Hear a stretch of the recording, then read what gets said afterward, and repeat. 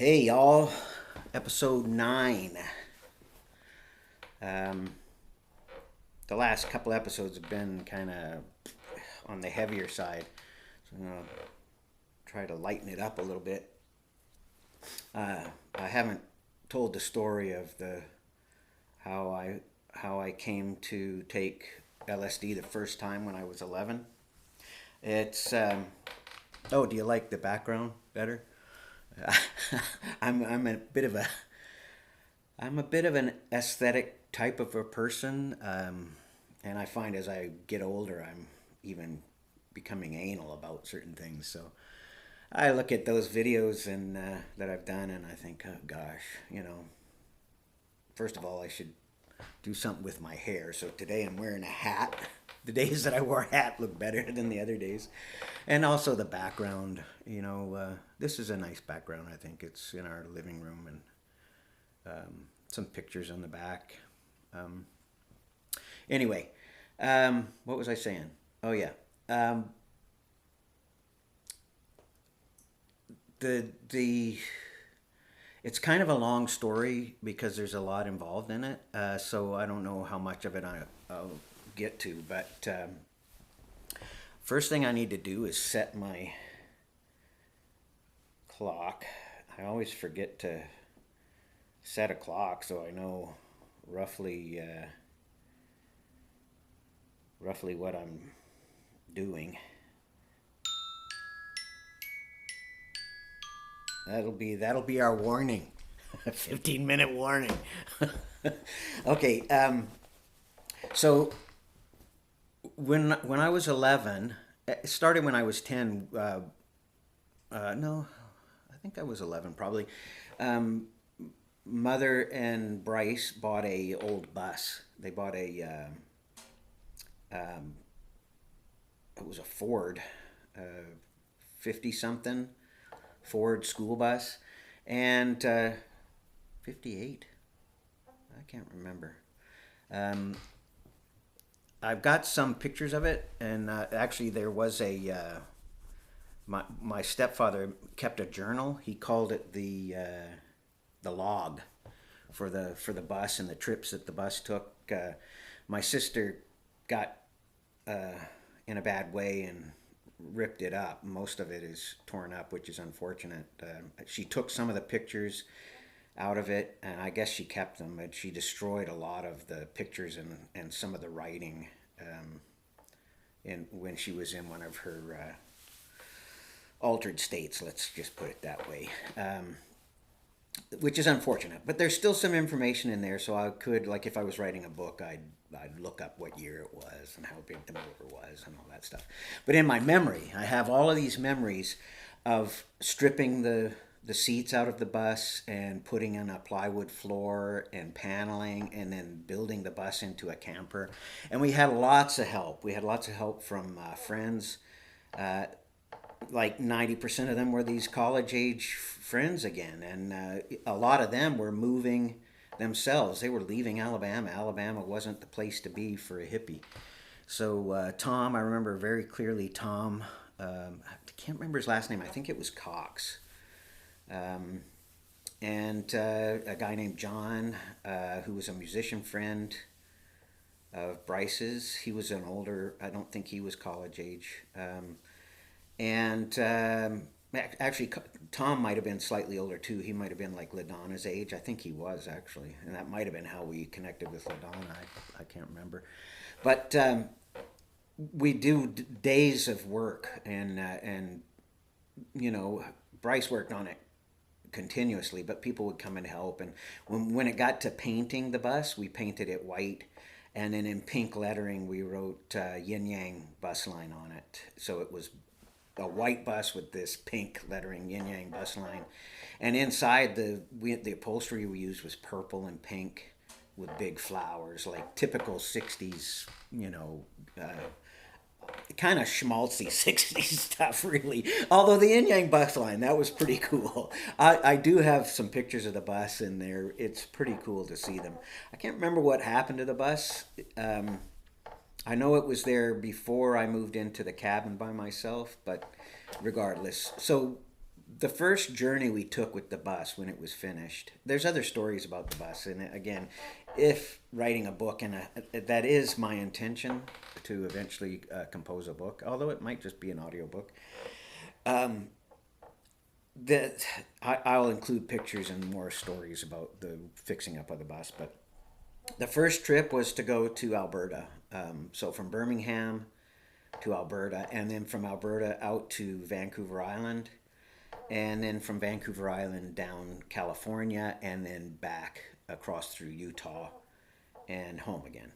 So in the journey was, again, I didn't know it at the time, but I found out later as a child in that when we got back from the trip that my mom and Bryce were planning to move to Canada. It was a secret. Not everybody was supposed to know about it.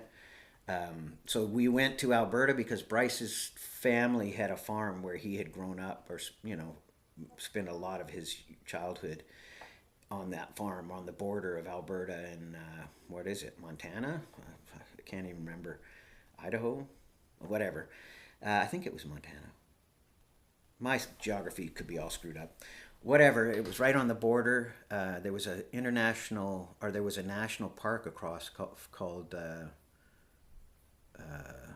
Indian Chief Mountain or Chief's Head Mountain or something like that. I could look it all up. I didn't. I'm on the fly here. So anyway, we went to that ranch for the first few weeks of the summer. We drove across the states to Salt Lake City, picked up Joe and his two sisters, which Julie and Jill. So my stepsisters. This was not. I think we had met them before. I think they had come to Alabama once before. I don't think it was the first time meeting them. My memory is cloudy on that. I could ask Joe. I'm sure he'll let me know after he sees this episode. And from there, we went up to Alberta and spent the summer. We went through St. Louis. There was an old family friend of Bryce's, a man and his wife, and he had two daughters. There's stories around them too. Anyway, he was a plastic surgeon, and he had like what would now be like $500,000 or $750,000 mobile home. One of the buses converted to a mobile home. So they were coming up to the farm too. They were good friends with Bryce's dad. Actually, I think the woman was good friends with Bryce's dad, and there's some. Yeah, there's some interesting stuff there too. Anyway, let that one go. So we got up to Alberta. We spent the summer there. Fantastic memories, great memories. Getting to know Joe, Julie, and Jill, and spending time on the ranch, and other members of Bryce's family were there. His dad, I think his mom was there too. I can't remember. They were selling the ranch. And my understanding is that with the proceeds from the sale of the ranch, Paul, my step-grandfather, and Joy, my step-grandmother, I never called them step, I just considered them grandparents. They were going to split up. Not divorce, just split up. Joy wanted to live in the city, and Paul wanted to live in the country or urban areas. So they took the sale of the ranch, the proceeds, and split it. That's my understanding. Maybe wrong. I'd have to confirm that if I was, again, writing a book. So it was kind of the last hurrah for the ranch. So it seems like during that time, virtually all of Bryce's siblings were there. That's my memory. Sometimes those memories get foggy, cloudy. Great time, and lots of stories just in that few weeks on the ranch. From the ranch, we went to Vancouver Island, where Paul had already purchased some land, and Joy had already purchased a house. So I guess the ranch had already sold when we were there. It was just before possession exchange, I guess. I don't know. I was pretty young to have that kind of knowledge. But we went to Qualicum first, where Paul had bought some land. We visited with him, had a good time. In Qualicum, got to look around and see what it was about. Pretty small place at the time. Like, I don't think there was more than maybe 1,200 people in Qualicum at that time. 1969, maybe 2,000, but I kind of doubt it. Um, Everybody knew everybody, so when we came to town, it was big news, I'm sure, with our big pink bus. And we actually picked up in Alberta. We picked up a horse's skull and a set of moose antlers, and they were mounted over top of the window, the windows. So up on the top, it was like this creature, this moose horns, and it was pretty bizarre. Look, I'm sure people were freaking out as we drove through town. Look at that. Whatever. That was then.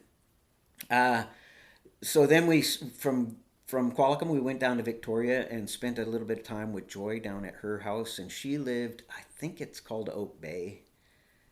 Um, I mean, I kind of know Victoria pretty well. I think it's part of Oak Bay, and there's a graveyard down there, right on the water.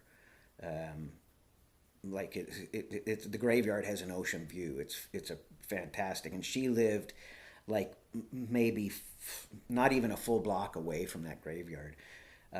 So we spent time in the graveyard and down on the beach. There's a seawall there, and went down on the beach and the seawall, and there was signs up about pollution in the water, don't swim in the water, because at that time, and actually right up until just recently, Victoria just dumped all of their raw sewage right into the ocean, and it just washed back up on the beach. Kind of disgusting, but that was what they did. And that's what everybody did at one point, at one time. So anyway, the after the Victoria trip, we went down to California. Like, there's stuff to talk about Victoria too. Nothing really dramatic happened. I discovered that Joy was a masseuse, quote unquote. She was making a living by entertaining men, and I don't think on her part it was sexual. I think she was just being company for lonely men, um, and it certainly doesn't fit my as I got to know her. Like, it doesn't fit her persona that I got to know. Um, that's one of the things that's always kind of troubled me about my memories. But anyway, I mean, I'm sure I could talk to some. Paula, Bryce's sister, still lived with Joy at that time. So I'm sure I could talk to her. She's moved to Greece, so I don't see her much, but I can still message her. I probably will at some point. Anyway, off to California. We drove down the coast. My memory is that we took the coastal highway, and in a bus. It was kind of nauseating. Maybe we only took it for part of the way and then took the I-5 for part of the way, because that would have been very difficult to traverse that whole coastal highway in that bus. Once we got to San Francisco, we knew a fair number of people in the San Francisco area. Um, Tom had already moved there, I believe, from Alabama. And I can't remember. I think even at that time, he ended up with an apartment right on Haight Street, which was just a few blocks, or not even, like, yeah, a block and a half to 2 blocks. I don't think it was even 3 blocks down from Golden Gate Park, and so now that became an infamous hippie area, and he lived there, and I know we went and saw him there later, when I was 12. So this is all 69. I was 11. Anyway, then a bunch of us that we met up in, and new people that we met in San Francisco, we went out to Mill Valley Dam. Now, I did look it up, and the Mill Valley Dam has been filled in. They filled it in because, from what I read, there was so many hippies going out there that it disrupted the local community to such a degree that they filled the dam in. It wasn't being used for anything that was critical.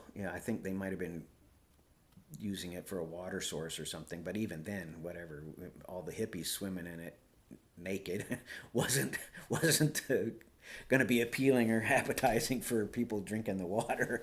So anyway, there are pictures of it now, all filled in, and if you look hard enough, you can find pictures of hippies hanging around and swimming in the dam. And I was talking to one person. I said, "Oh, the Mill Valley Dam," and they said, "There's no dam in Mill Valley." And I'm like, "Oh, that's why I looked it up, because there is a dam in Mill Valley, or there was a dam in Mill Valley, and it is no longer."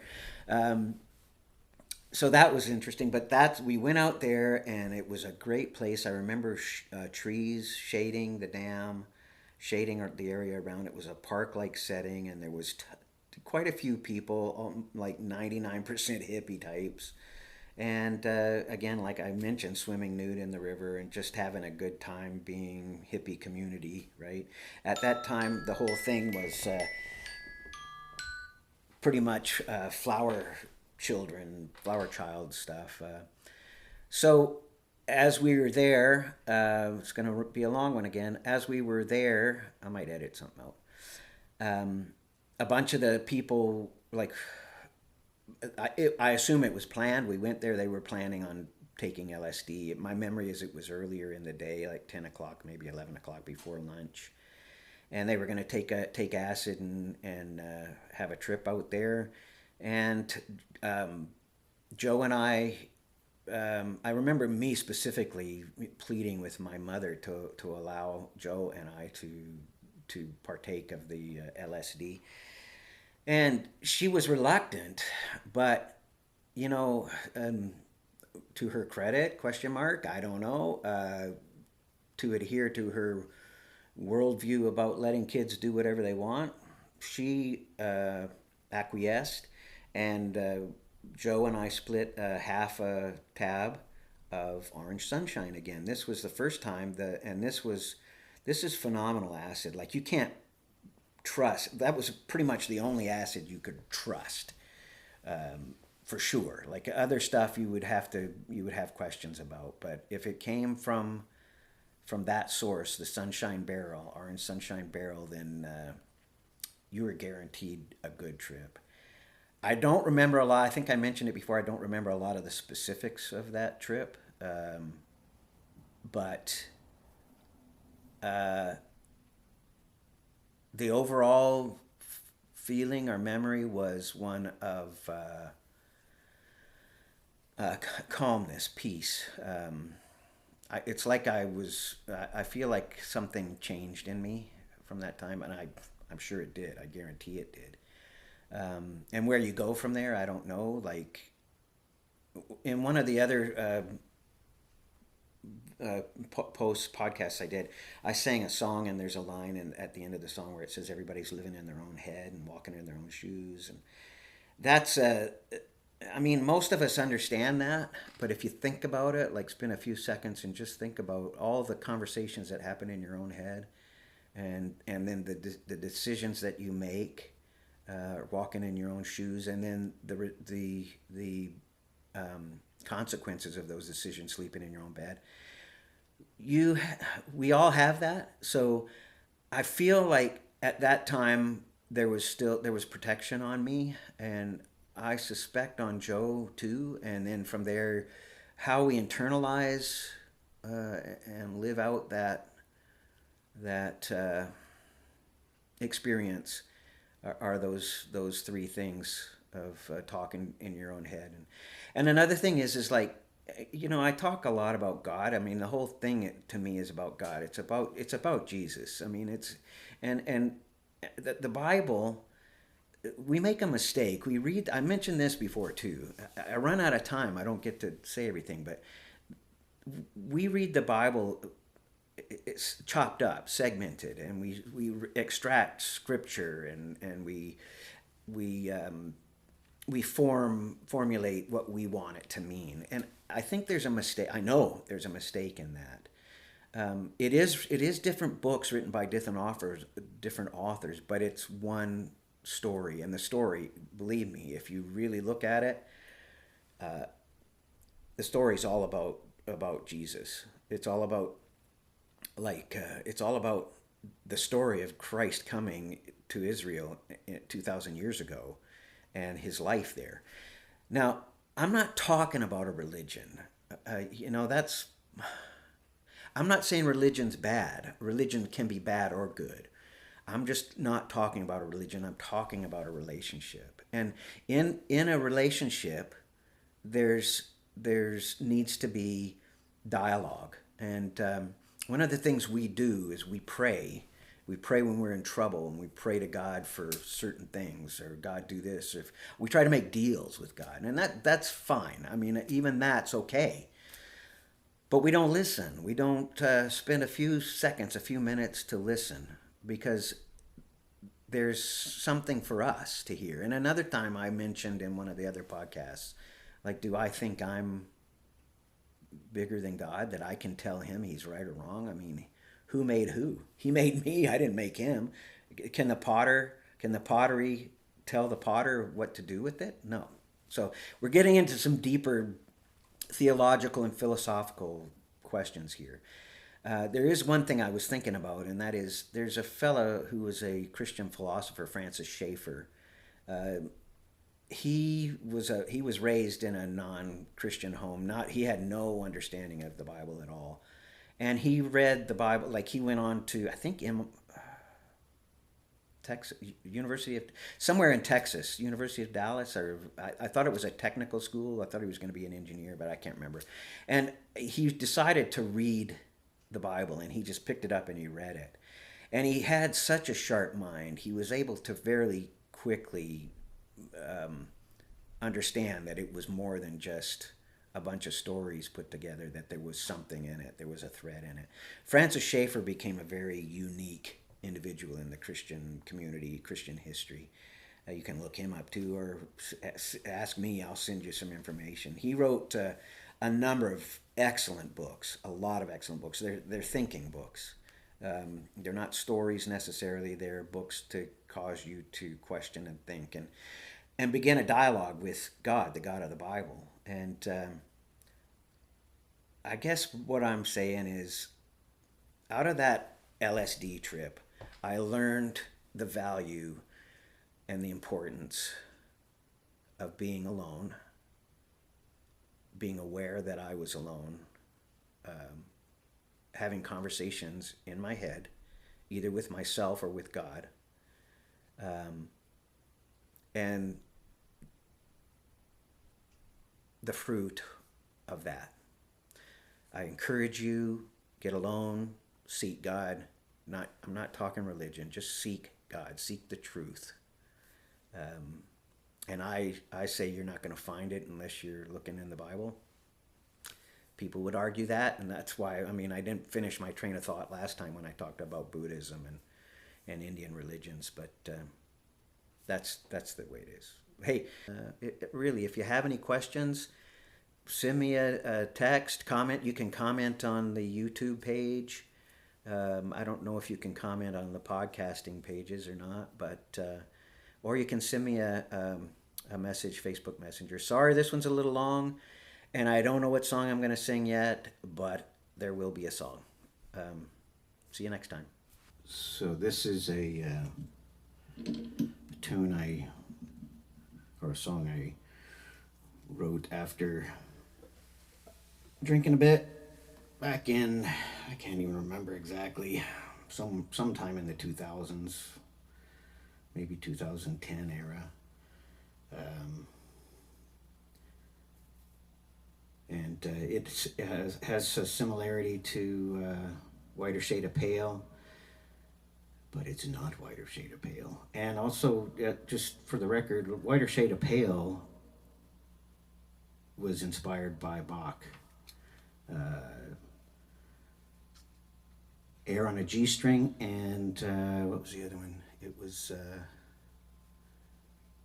Sleep or Awake, but it wasn't Bach. So I mean, we have some similarities, but it's not the same.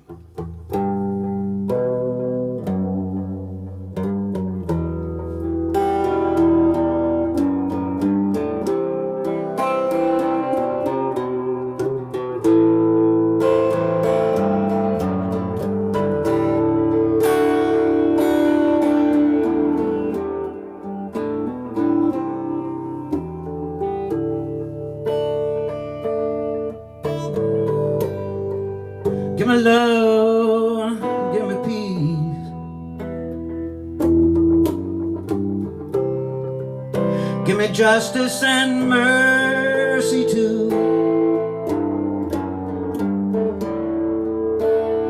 All of these things I have,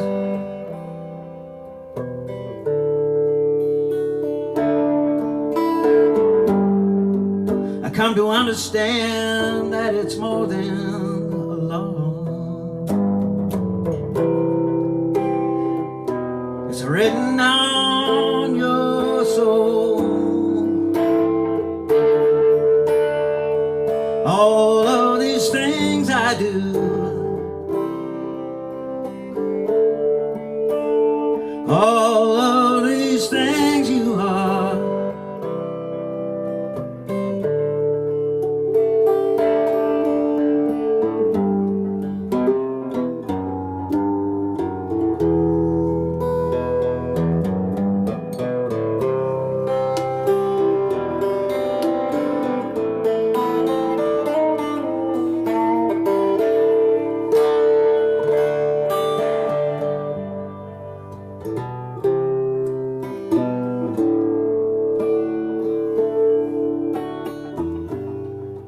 Give me long suffering,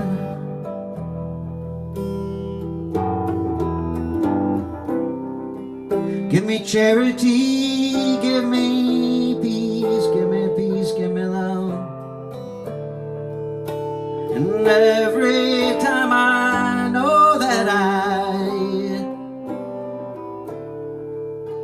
have fallen, pick me up.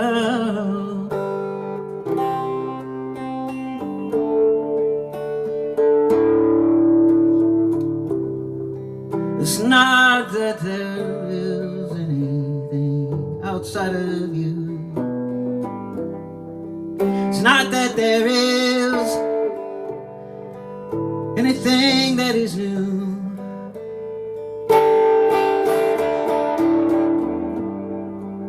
All these things that I'm looking for,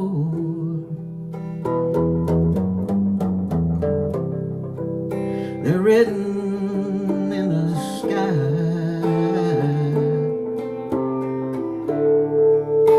They're written on the hearts of men. Oh,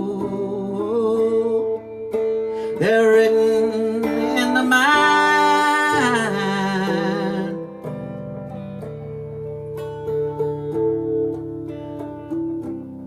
Help me to see, help me to understand, oh, help me to feel everything I need to feel. Help me to see, yeah. Help me to understand, help me to feel.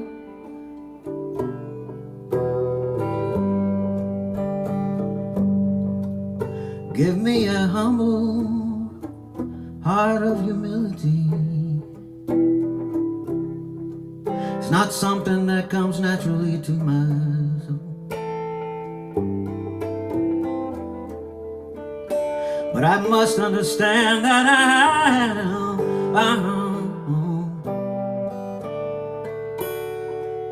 I'm just a fallen man.